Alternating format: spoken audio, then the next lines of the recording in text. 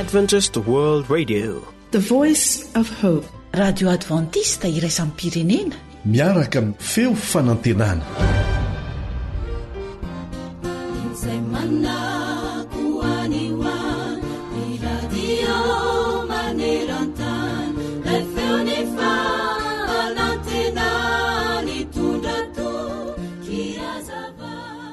taona vitsivitsy lasy izay dia nividianana ray aman-dreniny akanjo mafana vaovao tsara tarehy inaina efa taona izy tamin'izay. Karazany paosy vaovao mipetaka eo an-daniny roa ny paosy tamin'ilay akanjo mafana, ka maika ery inaina dia hitondra ilay akanjo any ka tsy andry ny ahatonga ny ririnina mangatsiaka. Vetivety foana tokoa dia tonga ny ririnina, latsaka ny fanala, nandry ny rano teny an-tanimbary. Vetivety foana koa nefa dia nifafy ny erika ka naharitra tontolo andro ny atsika namirifiry. Tsy maintsy nivoaka ny trano nefa ny olona na izany aza. Anisan'izany inaina sy ny rainy satria andeha mangy olona marary. Somary nalama ny lalana nefa hoy inaina tamin'irainy, "Dado, tsy maninona fa aza tantanana ahy e, oka andeha irery." Sady natsofi ny tao amin'ny paosy ny tanany anankiroa. Finaritra aok'izany inaina misaka ny paosiny. "Eny ary anaka," hoy ny rainy. Noho ny nandeha kelikely nefa dia nibolisatra inaina ka potraka ary nivonto ny andriny. Nanarina azy ny rainy sady nanao taminy hoe, "Avy amin'izay ary ho tantanako ianao sao dia potraka eo indray e."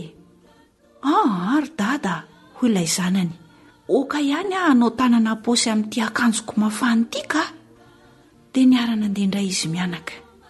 Noho ny afaka kelikely foana nefa dia nienjera indray inaina fa voafingan'ny hazo kely. Nanarina azy indray ny rainy nefa tsy niteny na inona na inona. Tamin'izay inaina kely vao niandrandra nijery andrainy sady niteny hoe, "Dado, mba tantany kely ahy e." Dia nitantana andrainy tamin'ny sandriny matanjaka inaina ary indry fa nanohy ny diany izy mianaka. Noho ny afaka vetivety foana nefa dia solafaka indray inaina kely, nefa kosa tsy nienjera intsony izy tamin'ity indray mitoraka ity satria no tantana andrainy.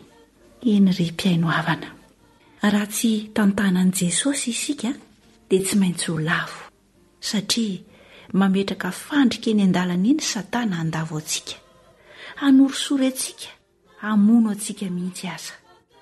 Raha mitoko tena irery isika dia tsy maintsy ho lavo ny Satana, fa raha mentehitra isan'andro amin'ny sandry maherin'i Kristy kosa dia tsy ho lavo ny naoviana fa hahajoro mandrakariva. Tsara tokoa ny teny fikasana napetraka Andriamanitra ho an'izay rehetra manaiky ho tantanany ao amin'ny Isaia 1:10 manao hoe, "Aza matahotra ianao fa momba anao aho, ary aza merikerika foana fa izano Andriamanitra ao, mampahery anao aho sady mamonjy anao. Eny mitantana anao amin'ny tanana kavanany fahamarinako aho."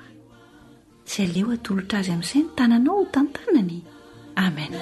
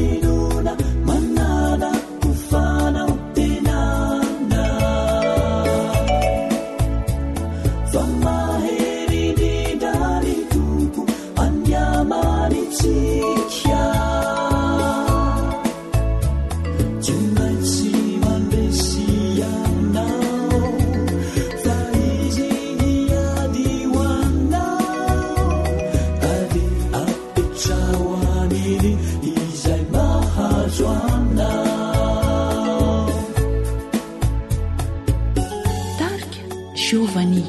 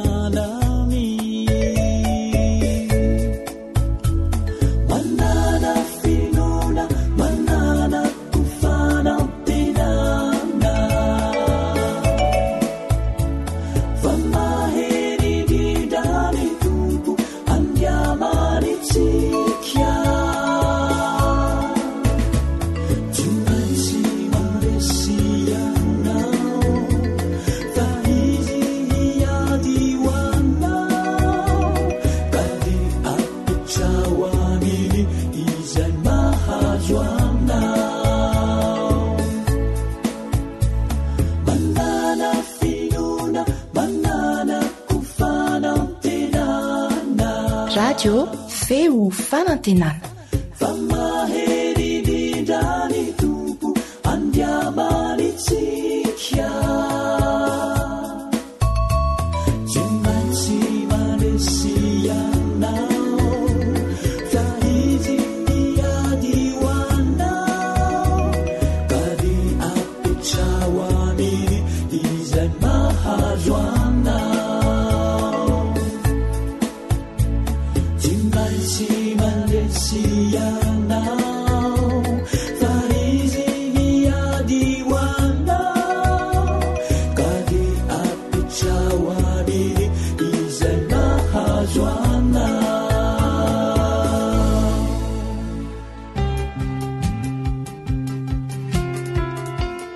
Sakafo mahasoa, mahasalama, mahavelona, atolotry ny feo fanantenana.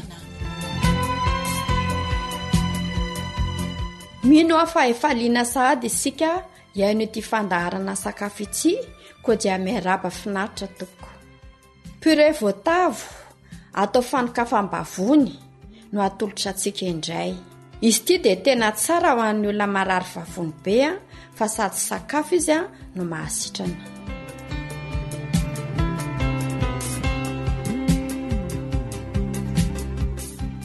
Reto avy ary no ilayntsika anaovana ity fanokafam-bavony mahasoa ity. Voatavo sy lanienina na izay ampy araka ny olona ihinana azy. Rononon'omby na ronono soja enina boaty na yaourta. Boatina yaourta zany eto no amarantsika azy. Siramamy amamina azy na tantely arak'izay tiana. Lavanila anamamimanitra azy. Averintsika indray ara ilay zavatra ilaina teo voatavo sy lanienina na izay mahampy araka ny olona ihinana azy. Dia mila ronon'omby tsika na ronono soja enina boatina yaourta. Dia mila siramamy koa tsika amamina azy na tantely arak'izay tiavantsika azy. Dia lavanila anamamimanitra azy. dia mila ihany koa tsika fitaovana toy ny vera misy tongony na vilia kely tsatokaty androsoana azy karakaraka ny isan'ny olona no ilaina na izay zavatra tiantsika androsoana azy.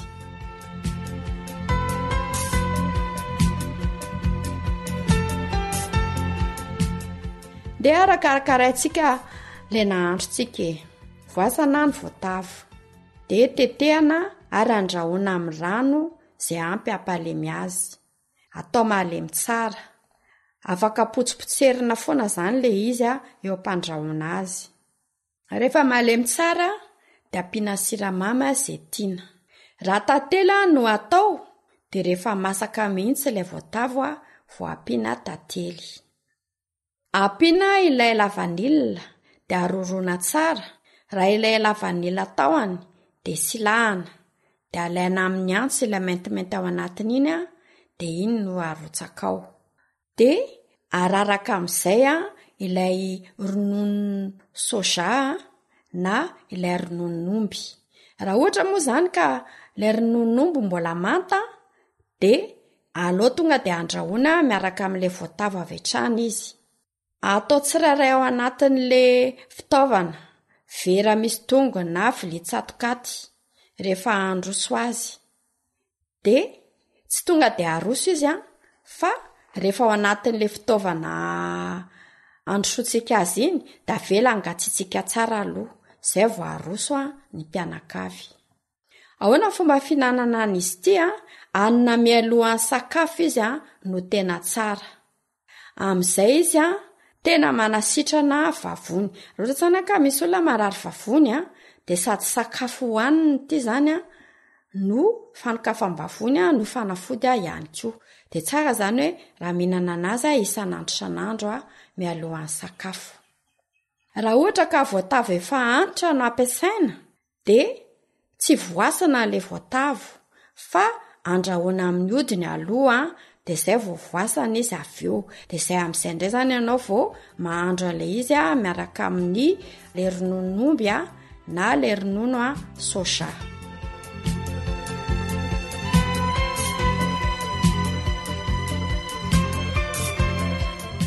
Inona avy ara ireo tombotsoa azo avy amin'ny fihinanana an'ity sakafo vita amin'ny voatavo ity?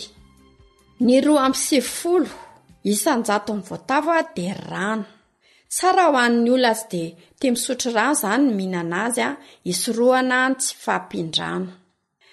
Betsaka carotenoïdes sy antioxydants mpanohatra arafesina miaro amin'ny fahanterana mialohan'ny fotoana ny voatavo. Ny loko mavo na volondaoranjy dia manan-karena beta-carotène miaro amin'ny homamiadana sy ny aretim-po. Manatsara ny fo sy ny lalan-drà koa ny voatavo. Misoroka ny infarctus ary ny tsy fahitana, indrindra ilay olona ilay tsy dia mahita ireny rehefa hariva ny andro. Ny beta-carotène ihany koa dia miaro amin'ny voka-dratsy masoandro izay mahatonga ny fahanteran'ny hoditra aingana. Raha izany tsika mihinana voatavo isan'andro dia na mandeha any masoandro ary tsika dia tsy matahotra mihitsy tsika hoe ho may ny hoditritsika. Tena mety amin'ny olona marary vavony, dyspeptika, ny olona marary tsinay, enterika, satria betsaka fibra ny voatavo. Ny fibra moa dia miaro amin'ny fitohanana. Laxatif ihany koa izy, izany hoe mampamaivana ny ao anaty kibo, indrindra ilay kibo mizihatra iny. Afaka atao izany hoe maka voatavo manta dia totoina, atao mahazo iray vera dia sotroina tsy mbola misakafo. Dia izay izany mety hoe mahafaka an'ilay rivotra ao anaty sy mampivoaka ihany koa izany. Mety amin'ny olona misy mivontovonto izy, izany hoe tratran'ilay hoe œdème. Mandaitra ny voatavo eo amin'ny fisorohana ny vato ao amin'ny voa. Ny olona manana olana eo amin'ny voa izany dia tsara izy raha mery mihinana voatavo. Diurétika koa ny voatavo, izany hoe mampitombo ny pipi na fivalanan-drano.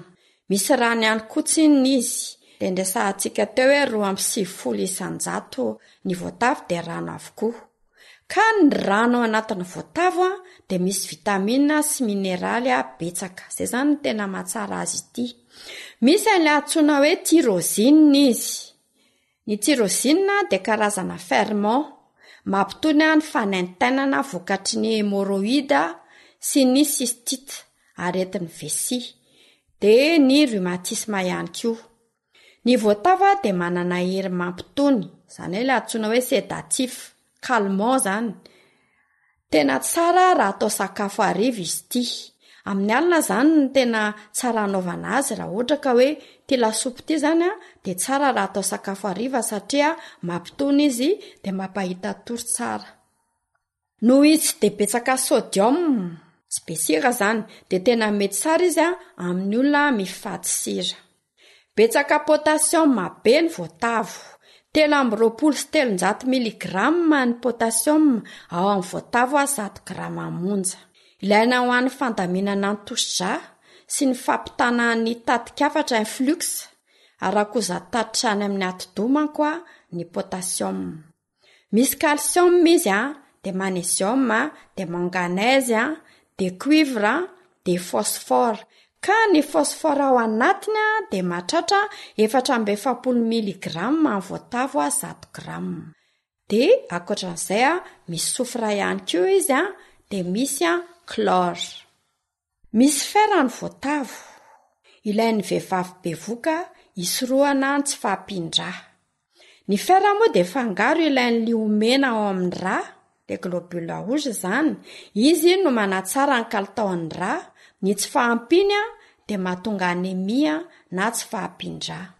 Tena ilain'ny vehivavy mitondra voka zany ny mihinana voatavo betsaka mba hisorohana ny tsy fahampindra. Manan-karena vitamine C koa ny voatavo. Misy vitamine B1 izy dia B2 ary PP. Tena tsara hohanina koa ny voniny.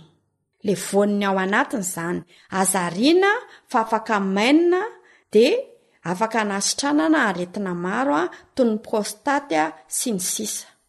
Misy phosphore, misy protéine, vitamine A sy B, misy menaka, misy acide gras insaturé, izany hoe acide gras insaturé acide mora levoniny zany.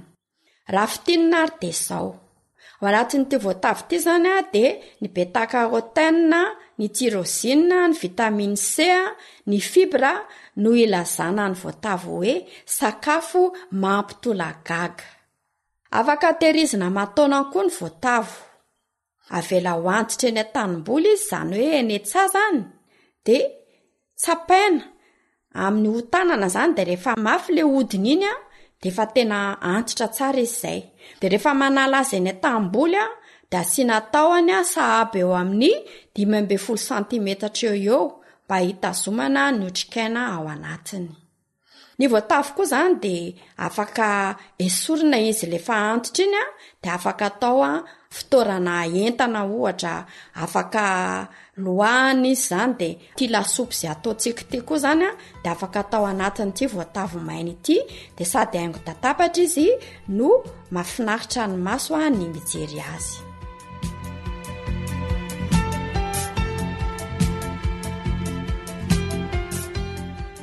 Raha izany sy izany ary mpiainy malala ny momba ny voatavo sy ny voniny dia asaina isika azodinana azy tsy tapaka fa tena mahasalama tokoa. Afaka hohanina isanandro zany voatavo, isaka misakafo dia afaka ampiana voatavo foana ny sakafo izay hohanina.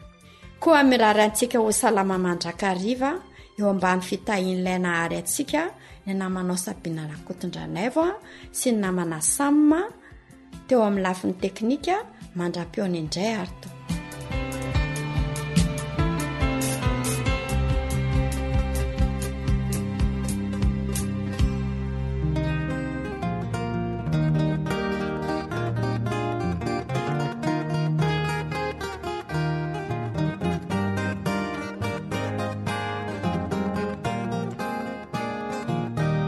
Tarika Alisson o anaty antso ity ihity antso ity Jesosy ilay fitia no mpanjakatsika hodorio mila olona ho tiavina ianao anelay tadiavina kambaray izany fony o tsy anenenanao mitsony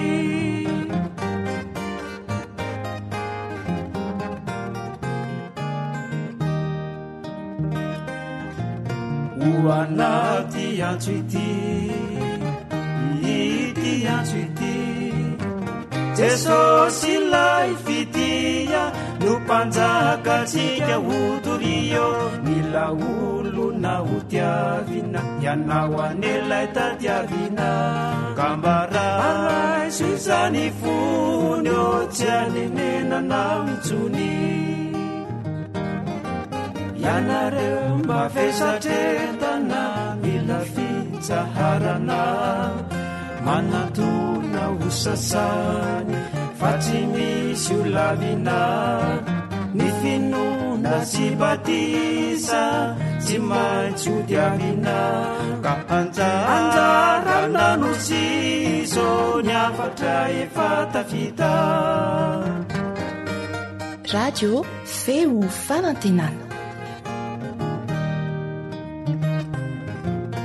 olo maro sesehena leo efa novonjena ny pony neto antany mba ho tonga any an-danitra o fifaliana renoany ny rano maso dia ho fafa tsy antery anefizany o fa safitinao ihany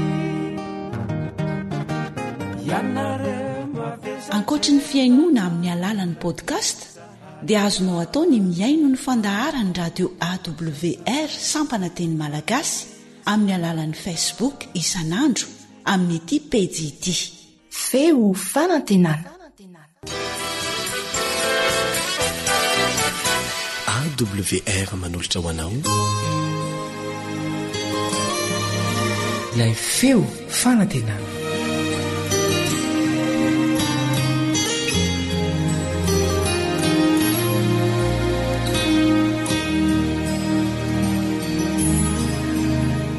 aiza no ialako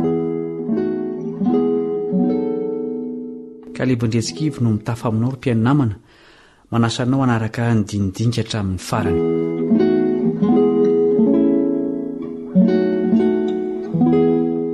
manana fanomezana manokana ho an'ny olombelona tsirairay mony eto amin'ity tany ity Andriamanitra amin'izao fotoana faraparany amin'ny tantarany tany izao tsy hoe ilaina amin'ny fiainana andavanandro fotsiny izy io fa fanomezana mifono famonjena mihitsy tsy vaovao amin'ny olombelona izy io fa efa teo hatramin'ny famoronana saingy ny fahotana no nampisaraka azy tamintsika koa irian'Andriamanitra ny amerina azy eo amin'ny olombelona ny fanahy masina no resahana amin'izany dia ny persona fahatelo ao amin'Andriamanitra telo izay iray raha voasokafana amin'ny baiboly dia hitao io Andriamanitra telo nefa iray io hoy mantsy ny Genesis 1:1-7 Genesis 1:1-7 tamin'ny voalohany Andriamanitra nary ny lanitra sy ny tany ary ny tany dia tsy nisy endrika sady foana ary aizina ny tambonin'ny lalina ary ny fanan'Andriamanitra nanomba tambonin'ny rano ary Andriamanitra nanao hoe misy mazava dia nisy mazava voalaza eto Andriamanitra sy ny fanahy ary ny teny manao hoe misy mazava izany teny izany no tonga nofo araka ny lazain'ny Jaona aty aoriana elabe io teny io izy no nahariana ny zavatra rehetra ary raha tsy izy dia tsy misy nahariana zao zavatra ary zao na dia iray aza Jaona 1:1-7 iza moa io teny tonga nofo Jesosy efa teo zany izy hatrany ampamoronana ary tsy magaga raha sahany teny ty olon'Andriamanitra ty hoe fony tsy mbola ary Abrahama dia izy Jaona 1:15 tsy zakany sain'ny olona izany fanambarana ny mahamandrak'izay an' Jesosy zany ka dia nakavato izy ireo hitoraka azy 7:15 araka izany dia samy Andriamanitra mandrakizay na ny ray na ny zanaka na ny fanahy iray ihany izy ireo fa samy manana ny anjara asany niara-ny asa tamin'ny famoronana izy ireo ary mbola miara-miasa amin'ny fanavotana ny taranaka-lavo izao no fanambarana goavana nataon'i Jesosy ao amin'ny Jaona 1:7 izaho sy ny ray dia iray ihany izao koa nefa ny teny efa nampanoratana ny mpaminany Isaia ny amin'i Jesosy ny fanahin'i Jehovah Tompo no ato amiko. Mbola hitantsika eto amin'ny fanavotana indray zany ilay Andriamanitra telo izay iray. Rehefa nakany an-danitra Jesosy dia nilaza izy fa mbola hiverina. Saingy talohan'ny nandehanana dia nampanantena izy fa aniraka ny fanahy masina anohy ny asa izay efa nataony. Teo foana ny fanahy masina hatramin'izay fa nampanantena Jesosy fa rehefa tonga any amin'ray izy dia anome fatra betsaka amin'ny fanahy masina ho an'ny mpianany. Tanteraka tokoa izany. Mbola manana izany tombontsoa izany koa isika amin'izao andro faran'izao.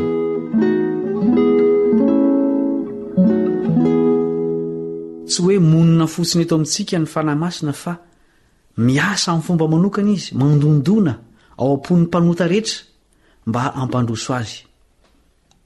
Nambaran'i Jesosy mialoha ny asa atao ny fanahy masina rehefa tsy hoe ontsony izy. Zao no teniny ao amin'ny Jaona 5:17. Jaona 5:17. Fa raha tonga ny fanahin'ny fahamarinana dia izy no hitari-dalana anareo amin'ny marina rehetra, fa tsy teny ho azy izy, fa izay reny dia ho lazainy avokoa, ary ny zavatra ho avy aza dia ambarany aminareo. Andriamanitra tsy hita maso manao ny asa-pamonjena rehetra ny fanahy masina. Mampianatra izy, mitari-dalana, mampahery, mananatra, mampatsiahy sy ny sisa. Voafetra ny elanelana sy ny fotoana ny zanaka fony izy tetỳ an-tany. Tsy mba toy izany ny fanahy masina, fa manerana ny fotoana sy ny toerana rehetra izy, fa isika no afaka manakana azy tsy hiditra ao am-pontsika. Hoy Jesosy amin'ilay fiangonana farany izay matimaty ao amin'ny Apokalipsy 7:20. Apokalipsy 7:20. Indro efa mitsangana eo am-baravarana ka mandondona. Raha misy mihaino ny feoko ka mamono varavarana dia hiditra ao aminy ka hiara-misakafo aminy, ary izy amiko. Te hiditra ao am-pontsika amin'ny alalan'ny fanahy masina Jesosy Kristy, izay nampanantena fa ho avy tsy ho ela, hitondra izay nanaiky azy ho tompo sy mpamonjy ho any an-danitra miaraka aminy. Tsy ho zanak'ondry atao sorona intsony izy rehefa iseho, fa ho mpanjaka izay manam-pahefana amin'ny olombelona rehetra. Alohan'izany nefa dia ny fanahy masina no mamita ny asa fampibebahana ny mpanota eto ambonin'ny tany. Mamaritra ny mandrakizay ny tsirairay mihitsy ny fanekena na ny tsy fanekena ny asan'ny fanahy masina ao am-po. Mampandroso ny lanitra manontolo ao am-pony izay mampandroso ny fanahy masina. Mandany famonjena kosa izay manidy ny varavaran'ny fony tsy hidirany. Tsitrak'Andriamanitra ny haverin'ny mpanota, satria sarobidy amin'ny olombelona izay ny foroniny. Ataony avokoa ny zavatra rehetra mba hamonjena antsika, saingy antsika ny safidy. Hoy ny apôstôly Paoly ao amin'ny Hebreo 2:1-4. Hebreo 2:1-4. Ary amin'izany dia tokony ho tandremantsika mafimafy kokoa izay efa rentsika, fa andrao indaosina hiala aminy isika. Fa raha mafy ny teny izay nampilazaina ny anjely, ka samy voavaly marina avokoa ny fahadisoany rehetra mba amin'ny fahotana, ataontsika ahoana ny fandositra? Raha tsy mitandrina izao famonjena izao isika, dia ilay nampilazaina ny tompo tamin'ny voalohany, ary no amafiny izay nanindre tamintsika kosa. Sady Andriamanitra koa no niarana nambara taminy, tamin'ny famantarana sy ny fahagagana, ary tamin'ny asa lehibe samihafa sy ny fanomezana ny fanahy masina, no zarazarainy araka ny sitrapony. Mbola fotoana fanararoatra izao vanim-potoana ny androm-pahasoavana izao, mba hikatsahana ny famonjena. Ny fanahy masina no fanalahidy amin'izany. Azo atao ny manana azy, na dia voahodidin'ny faratsiana azy sika. Tsy ho voatery ho tratry ny hery miasa mangina ny fandikan-dalàna amin'izao andro faran'izao sika, satria azo atao tsara no mampandroso ny fanahy masina ao am-po. Izany no fiarovana amin'ny ratsy sy fomba anaparitahana ny fahazavan'ny fahamarinana eo amin'ny manodidina. Inona ary no atao mba azahoana ny fanahy masina? Tsotra ny tenin'i Jesosy. Koa raha ianareo na dia ratsy aza mahalala anome zava-tsoa any zanakareo, tsy mainka avany ny ray izay any an-danitra no hanome ny fanahy masina ho an'izay mangataka aminy. Liko 2:17. Tsotra ny izany hoe mangataka e.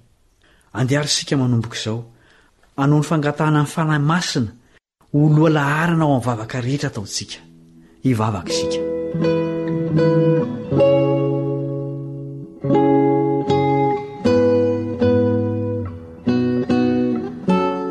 rainay izay any an-danitro, tsapanay ankehitriny fa tena tianay tokoa ianao ka manao ny fomba rehetra amonjenanay. Ataonay ahoana tokoa ny fandositra raha tsy mitandrina izany famonjena izany izahay. Omeo ery izahay hanaisitra ny fahotana izay manakana ny fidiran'ny fanahinao ao anatinay. Reseo lahatra izay fa ny fanahinao masina no tena ilaina indrindra amin'izao andro izao mihoatra noho ny zavatra ny tany. Ampio izahay mba tsy hangatakandro fa hanokatra ny varavaran'ny fonay anio mba hidiranao sy honenanao. Amin'ny anaran'i Jesosy no angatahanay izany vavaka izany. Amen.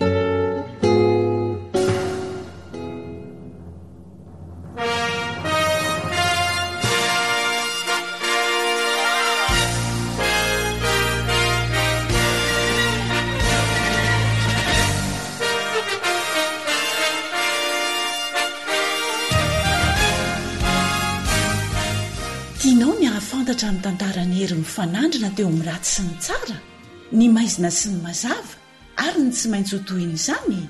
Tsy maintsy mpandray anjara amin'izany zaho sy ianao, na fantatrao izany na tsia. Manasanao ary hamaky ny boky hery mifanandrina. Efa misy koa ny rakim-peo mirakitra izany no mani ny feo fanantenana ho anao.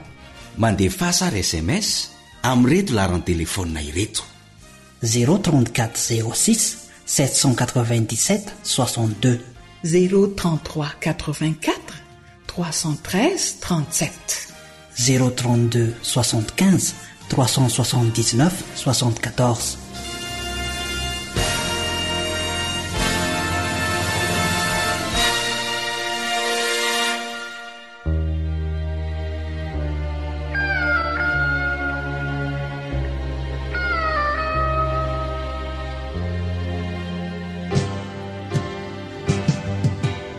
Feon'ny piaino. Feon'ny piaino. Misaotra an'Andriamanitra isika afaka mihaona ito indray amin'ny alalan'ny fandarana feon'ny piaino. Miaraka aminao hatrany ny namanao Elion Andriamitansoa. Fandarana manokana no arahantsika eto amin'ity anio ity araka ny fangatahanao piaino. Fantatsika fa isa-taona dia misy andro anankiray izay natokana mba ahafahana manohana ny asan'ny radio adventiste iraisam-pirenena izay mandrakotra an'izao tontolo izao amin'ny alalan'ny onjam-peo samihafa na ny AWR. Misy fijoroana vavolombelona manokana alefa ao anatin'ny fanentanana mahakasika ny fanatitra, satria ny fanatitra maneran-tany amin'io andro anankiray io dia atokana mba ho fanohanana an'izany asan'ny AWR maneran-tany izany. Ny tantara moa tsy mba fanadino sady ahafahantsika midiran'Andriamanitra noho ny fizotrany asany tamin'ny alalan'ny fomba fiasa samihafa, anisan'izany ny radio. Ka ho antsika izay mangataka ny antsipiriany amin'ny tantaran'ny AWR dia iangaviana sika mba hiditra amin'ny site web tranokalan'ny AWR. Mazava loatra fa ho antsika izay afaka miditra amin'izany no asainanao an'izany awr.org awr.org. Zay zany no ahitanao ny tantara. Ao koa no ahitanao fijoroano vavolombelona be dehibe vokatry ny asan'ny AWR, anisan'izany ny teto Madagasikara, ary mbola mitoetrano moa zany. Ka ho fanomezana fahafampo antsika izay te hahalala kanefa mbola tsy mahalala ny tantaran'ny radio adventiste eran-tany mihitsy, dia fifalianao anay ny mizara aminao ny fomba ny tantanan'Andriamanitra ny asany tamin'ny alalan'ny radio hatrany am-boalohany mihitsy. Ny iraka nampanaovina ny fiangonana no iraka nampanaovina koa ny radio adventiste, dia nitoro ny filazantsara maneran-tany amin'ny fokom-pirenena ny samy hafa fiteny ary ny olona rehetra. Ary nanaraka an'izay arabaky teny mihitsy ireo namakilay ny radio adventiste iraisam-pirenena tany Etazonia, satria ity radio ity no mampiasa teny pirenena be indrindra amin'ny radio iresa-pirenena maneran-tany. Mahatratra 300 mahery ny teny pirenena ampiasain'ity radio anankiray ity dia ny radio adventiste iresa-pirenena zany, antsoinako hoe AWR. Mihoatra ny 300 dia tanteraka arabaky teny misy ilay voalaza ao amin'ny apokalipsy 4:10 fa ny filazantsara ny famonjena dia ho toriana amin'ny olona rehetra, ny fokom-pirenena, ny samy hafa fiteny. Ary isaoran'Andriamanitra noho izany, ny tantanan'Andriamanitra ny fiainantsika tsiraray avy, ny fomba ny tantanany ihany koa, ny asa fitoriana amin'ny sampana samy hafa dia mampahery antsika hiatrika ny ho avy. Hoy ny voalazan'ny faminaniana, tsy misy atahorantsika ny amin'ny ho avy afa-tsy izao ihany dia nanadinoantsika ny fitondran'Andriamanitra antsika tamin'ny lasa. Ireo tantara voarakitra ao amin'ny Baiboly dia nisoratana mba ho amin'izany tanjona izany, anisan'ny anankiray izay. Ankoatra ny fanehoana ny fahamarinana mba tsy hiova mihitsy dia nitehirizina ireny mba ho fampaherezana antsika amin'ny fiatrehana ny ho avy. Anisan'izany ny tantanan'Andriamanitra ny fitoriana filazantsara tamin'ny alalan'ny radio. Ity radio ity zany na ny AWR dia tamin'ny taona 1,790 nanomboka nandeha zany fandaran'ny AWR izany, fa mbola tsy nandrakotra ny tany izy tamin'izany fa amin'ny ampahany ihany. Dia asaina ianao hijery ny antsipiriany ao amin'ilay tranokala nalefa nay teo site web ny AWR awr.org. Radio iresa-pirenena izay tantana ny foibe ny fiangonana adventista maneran-tany any Etazonia ny AWR, fa tsy radio lokal akory, tsy radio eto toerana akory, izay fantaritsika amin'ny hoe radio FM, izay ny fanjakana eto toerana ny mame alalana azy. Alalana avy amin'ny firenena mikambana, lisansa avy amin'ny firenena mikambana no ahafahan'ny AWR mandrakotra an'izao tontolo izao, mitovy amin'ireo radio resa-pirenena hafa toy ny BBC, ny RFI, ny La Voix de l'Amérique ary ny Radio Vatican. Reny zany radio iresa-pirenena izay alalany iresa-pirenena no ahafahany mandrakotra an'izao tontolo izao. Ny antony nananganana ny radio, ity radio iresa-pirenena ity voalohany dia ho fampitana amin'ny onjam-peo mahataka-davitra ny filazantsara any amin'ireo tany tsy tafiditra ny tongotry ny misionera mpitory ny filazantsara. Dia ireo faritra misy ny silamo, ny hindou, ny boudista, ireo mpanompo sampy sy ireo faritra tsy mino fisian'Andriamanitra. Ny tenin'Andriamanitra dia tsy maintsy toriana amin'izao tontolo izao, amin'ny olona rehetra ny samy hafa fiteny. Ary baiko zany, baiko n'Andriamanitra izany. Dia very-hevitra ireo mpitory ny filazantsara tamin'izany fotoana izany, satria ny ampahany be indrindra amin'ny poniny eran-tany dia tsy tratra amin'ny alalan'ny fomba fitoriana filazantsara mahazatra, amin'ny fomba famakina lay mahazatra, mandefa dokotera, mandefa mpanao asa soa taka ny adira ohatra. Ireo faritra izay masika dia masika amin'ny finoana tanany, faritra ny silamo, ny hindou, ny boudista, ny mpanompo sampy sy sisa ireo dia tena tsy nafahana niditra mihitsy. Saika ny 3 apahefatry ny poniny eran-tany anefa no monina amin'ireo faritra ireo, izay faritra antsoina hoe varavarakely 10-40, fenêtre 10-40 amin'ny mbola tany.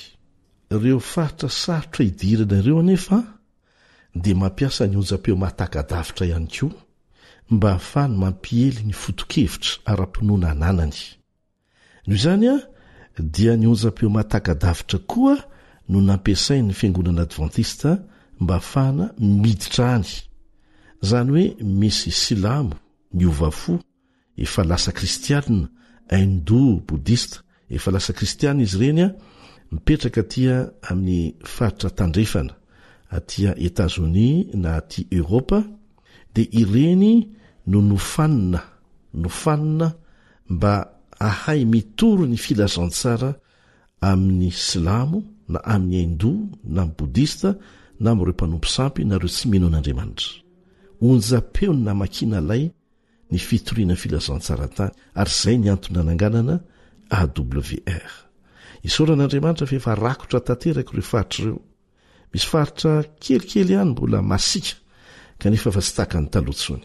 Efa rakotra tanteraka ireo amin'ny filazantsara. Tsara ny atserovantsika ny lasa mba hampahery antsika ny amin'ny ho avy. Ny herin'Andriamanitra ny asa na fananiditra amin'izany faritra tena sarotra izany. Ary eto dia isaorana ireo namana ao amin'ny finoana silamo izay iverina fa hoe sakaisy maso amin'ny kristianina kanefa mahagaga fa noho ny fitantanan'Andriamanitra dia ny eken'izy ireo ny ampiasana ny fampelezam-peo mahatanjaka indrindra eran-tany izay ampiasain'izy ireo hampielezana ny filazantsara ny silamo. Ny eken'izy ireo ny ampiasan'ny AWR an'izany onjam-peo mahatakadavitra izany. Ary dia rain'Andriamanitra noho izany tsy tokony ho adonontsika izany. Ary dia nanampy tamin'ny fampelezana ny filazantsara amin'ny teny silamo izany. Rehefa rakotry ny onjam-peon'ny AWR ireo faritra ao anatin'ny fenetra 1040 ireo dia be ny olona vonina handray ny filazantsara. Tsy vitsy ireo namoy ny ainy satria tratra ny ainy ny filazantsara tamin'ny alalan'ny radio. Kanefa ny rahany ireny olona ireny dia maika nampiroborobo ny fitoriana ny filazantsara dia tafiditra soamantsarany ny fivavahana kristianina. Indrindra fa ny afatry ny anjely telo na ny afatra mitoro ny filazantsara. Dia nanomboka ny fampidiran'ny AWR ireo teny pirenena aty amin'ny tany mahantra tahaka ny Afrika ho fanafainganana ny fitoriana ny filazantsara amin'ny firenena rehetra. Anisan'izany ohatra ny nampidirana ny teny malagasy tamin'ny taona 1977 no nampidira ny AWR ny teny malagasy ao anatin'ireo teny pirenena marobe izay efa nampiasainy.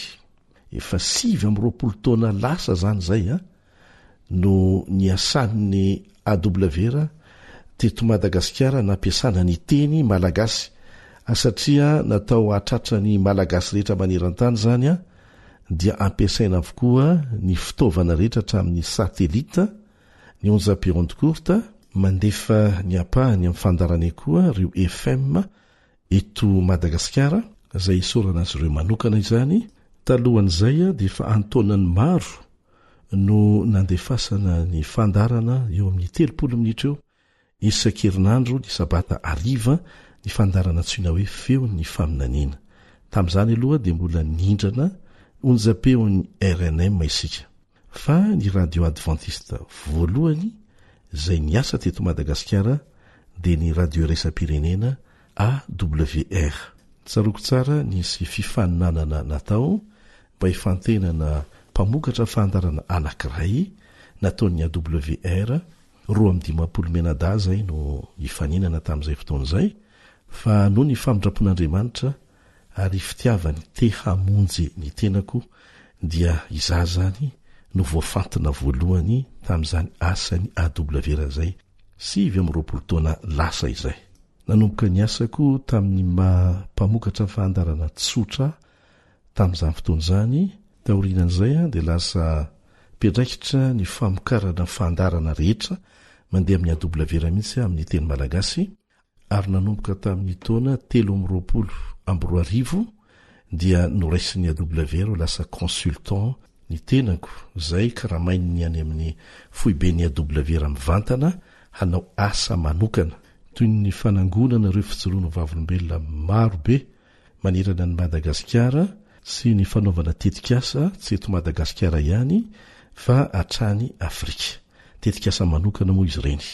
Nanomboka tamin'ny taona 13 zany dia nifantina olona iray izay hofanina mandritra ny rotaona ny AWR ary anisan'ny andraikitra ny mena ny fanifanana an'izay olona izay mandritra ny rotaona. Ny fomba fiasa eo anivon'ny AWR moa dia tsy maintsy miofana ny olona izay voatendry aorinan'izay a dia misy tombana izay ataon'izy ireo na évaluation rehefa tapitra ny roataona dia misy fanapa-kevitra raisina fanaraka amin'izay. Amin'izao fotoana izao isika dia miandry ny fanapa-kevitry ny AWR mahakasika an'izay izay angatahana ambavaka amintsika rehetra. Raha vantany vao nanomboka ny famokarana ny fandarana amin'ny teny malagasy tamin'ny taona 1997 dia efa nanomboka nanangana radio ireo namana tany Ambositra, nanamboatra émetteur vita malagasy zareo ary nahazon'izy ireo alalana tamin'ireo tompon'andraikitra tao Ambositra ny nandrakotra an'izay faritra Ambositra izay tamin'ny alalan'ny Onjapeo FM. Azo lazaina zany fa zareo nanomboka voalohany ny fampelezam-peo FM Adventiste teto Madagasikara. Sambatra sady salama no anaran'izay radio izay tamin'izany fotoana izany. Rehefa nandalo tany ny tompon'andraikitra ny AWR avy any amin'ny foibe maneran an-tany dia nanohina ny foin'izy ireo nahita ity émetteur vita gasy ity dia nangatahany nitondranan'izany any États-Unis mba ho atakalo fitaovana feno fitaovana moderna izay mbola ampiasaina ao Ambositra amin'izao fotoana izao. Tantara tsy fanadino avokoa izany. Nanomboka tamin'ny taona 1790 dia nanana fikasana anangana radio FM ihany koa ny teto Antananarivo. Ary io ny radio FM Adventiste nahazo alalana ara-panjakana tamin'ny alalan'ny ministera ny serasera miasa teto Madagasikara, antsoina hoe radio Oasis. Ireo laika amin'ny faritra Ambohidroiny eto Antananarivo zany no nanana nofinofo voalohany hanangana radio FM izay handrakotra ny faritra misy azy. Fa rehefa nanao fikasana kosa ny Fédération Madagasikara fovoany hanangana radio FM ho an'ny faritra Antananarivo sy ny manodidina dia navory ny hery hananganana radio FM iray ho an'Antananarivo renivohitra mihitsy. Ny pastora Razafierson André no talehan'ny Fédération Madagasikara fovoany tamin'izany fotoana izany ary ny mpitahiry vola tamin'izay dia ny namana Ranarivelo Richard. Ny talehan'ny fifandraisana tamin'izay fotoana izay teo anivon'ny Madagasikara fovoany dia Andriamatoa Andriaparany Henri izay tena nitarika ny ekipa nanangana an'io radio Oasis io. Efa nodimandro moa izy nanampy azy tamin'izay fotoana izay Ramatoa Andria Mialson Body Saondra Hantavololona, antsoina hoe Madame Bodo, izay mambra tao amin'ny fiangonana Manjakaray. Niara-niasa akaiky tamin'izy ireo ny talehan'ny fifandraisana taty amin'ny Union Madame Henriette Randriamanantena sy ny tenako izay nisolitenany AWR. Tsy nijanona mihitsy izay efatra menadareo sakisakalahady manentana ny fiangonana tamin'izany fotoana izany mba hanangonana vola hananganana ny radio Oasis Antananarivo. Na dehibe azany vola izay voangona dia mbola tsy ampy izany nananganana ny radio Oasis io dia sorana koa ny pasteur Leitao izay président ny Union Adventiste tamin'izany fotoana izany teto amin'ny faritry ny ranomasimbe Indiana izay niangavin'ny namany Brésiliana anankiray antsoina hoe Milton Afonso mba hanome vola ho famen'ireo vola izay nangonina nomen'ny membre. Ity mpanoana arabola avy any Brezila ity Milton Afonso dia mpanoana arabola ofisialy ihany koa eo anivon'ny conférence générale ny asan'ny AWR maneran-tany. Taorin'izay dia nisy ny fifantenana piasa nataonay 4 menadareo ahafahana mampandeha ny radio na rahana fiofanana izany taorin'izay. Ny namana Crispa no voatendry ny komitiny Fédération Madagasikara fovoany tamin'izany fotoana izany ho talehan'io radio Oasis FM eto Antananarivo io. Koa satria tsy nanana toerana na studio ahafahana manomboka an'izany avetrany ny Fédération Madagasikara fovoany dia voatery nozaraina roa ny studio ny AWR taty amin'ny Union mba ahafahana manomboka ny asa. Ny radio Oasis zany tao amin'ny ilany dia ny AWR tao amin'ny ilany. Nandritry ny 10 taona zany ny AWR no nampiatrano ny radio Oasis ary taorin'izay 10 taona izay dia tafatsangana soamatsara ny studio ny radio Oasis izay mbola isan'izy ireo mandrakitiny androany. marina zany fa tamin'ny taona 2000 vao nandeha ny onjam-peon'ny radio FM Oasis Antananarivo. Niarakaraka tamin'izay ny radio FM Adventiste antso filazantsara tany Antala. Amin'izao fotoana izao dia fa marobe ny radio FM Adventiste miasa eto Madagasikara. Fa ny fanohanana azy ireo ara-pitaovana no tena fiantsiana lehibe tsy maintsy hatrehan'ny fiangonana Adventiste eto Madagasikara. Tamin'ny taona 2012 dia natsangan'ny AWR ihany koa ny centre de production na ny foibe famokarana ny fandarana amin'ny teny créole tany Maurice. Zay zany raha fitipitinina ny tantara tsy ary voatanisa eto mbola toizantsika indray zany amin'ny manaraka amin'ny alalan'ireo fijoroano vavolombelona vokatry ny asan'ny AWR teto Madagasikara nadritran'izay 20 taona izay. Eto am-pamaranana dia tianay ny mampafantatra anao izay mbola tsy mahalala ny site web na ny site na ny tranokala ahafahanao mahafantatra amin'ny tsiprian'ny AWR sy ny tantarany awr.org. Zay awr.org. Azonao atao koa ny maka ny application azonao ampidirina ao anatin'ny telefona izy tia AWR 360 AWR 3 ouch. Dia ho azonao atao amin'izay fotoana izay ny mihaino ny fandarana AWR amin'ny teny pirenena samihafa. Takan'izany koa ny fahafahana mihaino amin'ny alalan'ny YouTube ny fandaranay AWR feon'ny fanantenana, amin'ny Facebook dia mbola AWR feon'ny fanantenana ihany koa, ankoatra ny onde courte izay fandresantsika teo, ary isoranareo radio FM Adventiste sy tsy Adventiste izay mandefa ny fandaran'ny AWR amin'ny teny malagasy adiny 2 isan'andro, maraina sy hariva. Averina ihany ny tantara tsy mba fanadino, tsy misy atahorantsika amin'ny hoavy afa-tsy ny fanadinoantsika ny tantanana Andriamanitra ny fiainantsika, ny asa nataony tamin'ny alalantsika tamin'ny lasa. Zay no ela fa raha misy fanontaniana tianao apetraka dia omena ianao ny larana telefona ahafahana miantso anay. Mandra-piona tompoko. AWR téléphone 034 06 797 62 032 75 379 74.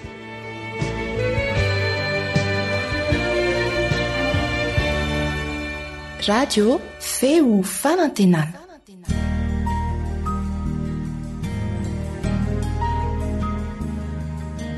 Faniteninao no fahamarinana. Taridalana manokana fianarana baiboly avoaka ny fiangonana Adventista maneran-tany. Iarahanao amin'ny radio feo fanantenana. Tonga eo amin'ny fotoana anoizana ny fianarana ny tenin'Andriamanitra isika. Miaramba sady manasanao naraka izany hatramin'ny farany ny mpiara-mianatra aminao Kaleba Andretsikivy. Lalam-pitiavana, izany no lohatenin'ny fianarantsika anio.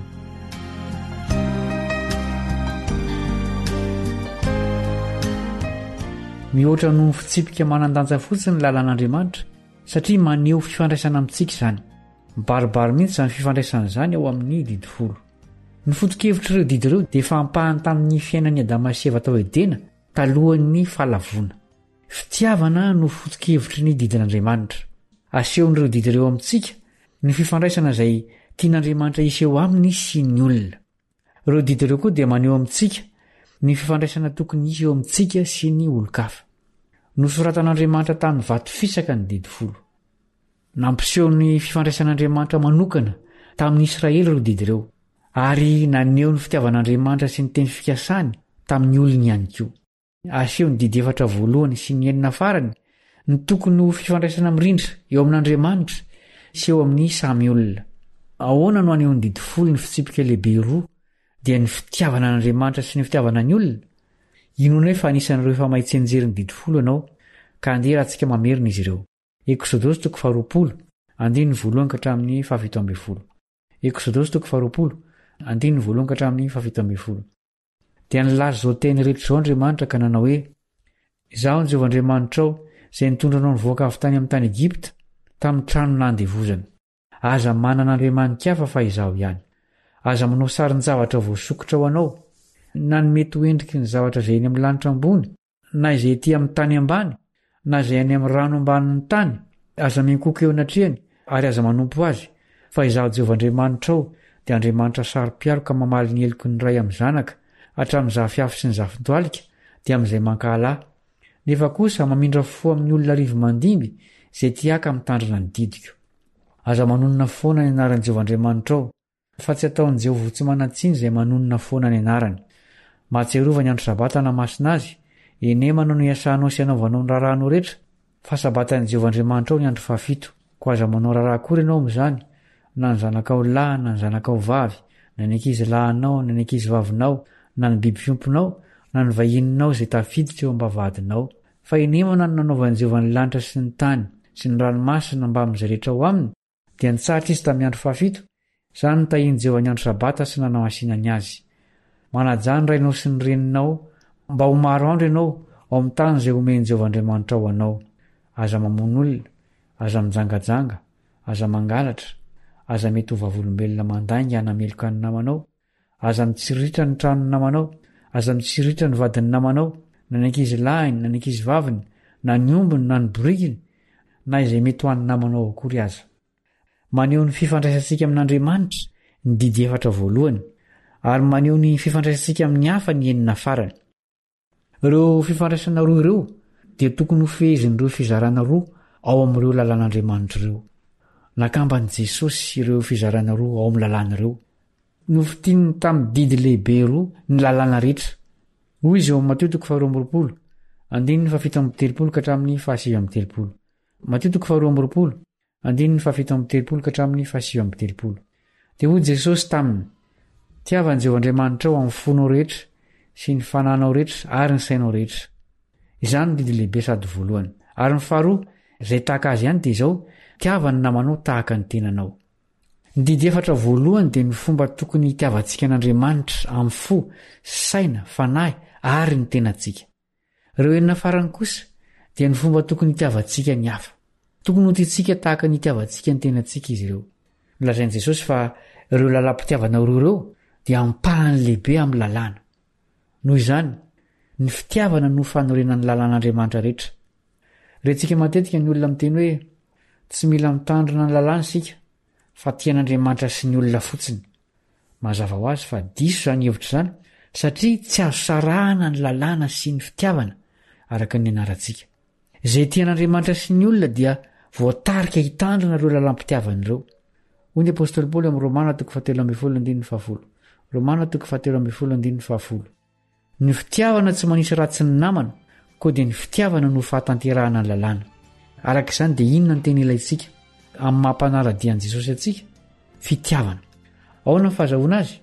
Raha mamaky ny Galatiana 5:2 ianao dia hita fa ny fitiavana no vokatra voalohany avy amin'ny fanahy masina. Aoka ary sika azoto hangataka ny fanahy masina mba azo fitiavana ka ho voatarika hitandrina ny lalam-pitiavan'Andriamanitra. Hatreo ny fiarahantsika androany, manome fotoananao amin'ny toy ny fianarana ny mpiara-mianatra aminao Kaleba Ndretsikivy.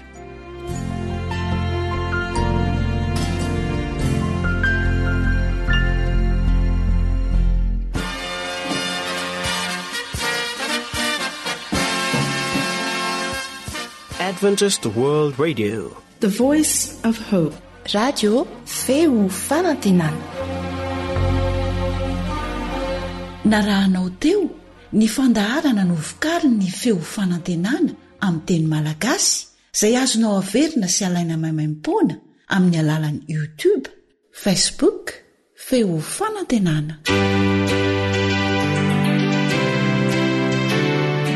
Mirary 420 ora finaritra ho anao ny AWR.